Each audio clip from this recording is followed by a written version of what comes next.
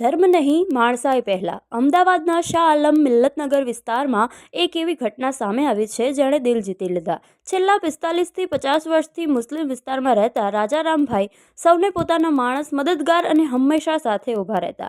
તેમના નિધન બાદ મુસ્લિમ સમાજના લોકોએ માનવતા અને ભાઈચારાનું અનોખું ઉદાહરણ પૂરું પાડ્યું.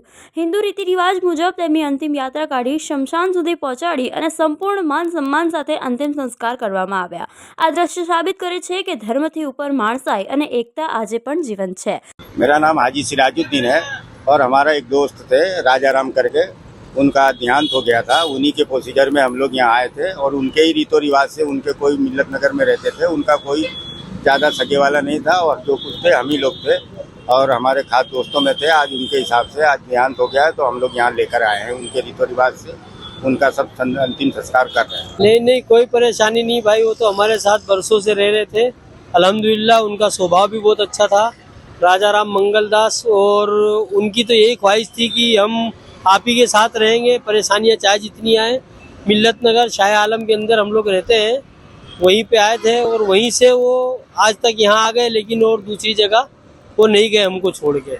अल्हम्दुलिल्लाह 55 बरस से वहीं रहते थे, हमारे दोस्त थे, मकान वकान बनाते थे और बोल रहे थे कि हम मरेंगे और जिएंगे यहीं।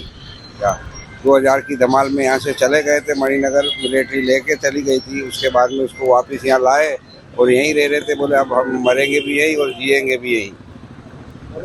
राजाराम ये 55 साल का एक अरसा हमारे एरिया में गुजर गया। पहली ऐसी मैयत थी जिसमें राम जैसा जो अंतिम यात्रा में स्लोगन बोलते वो बोल के निकाले। कोई की तरफ से कोई तकलीफ भी नहीं हुई, किसी ने कोई कुछ बोला भी नहीं कि ऐसा क्यों बोल रहे, क्योंकि ये हमारे बीच रहते थे 55 साल से। एक टाइम, एक उम्र उन्होंने निकाल दी। जब से होश संभाला तब से हमारे बीच ही रहे। कोई जात की इनसे ना हमको तकलीफ, ना हमको इनसे तकलीफ थी अभी तक, इतना सब होने के बाद भी। इनके अभी एक लड़की है 17 साल की और एक इनकी बीवी भी है।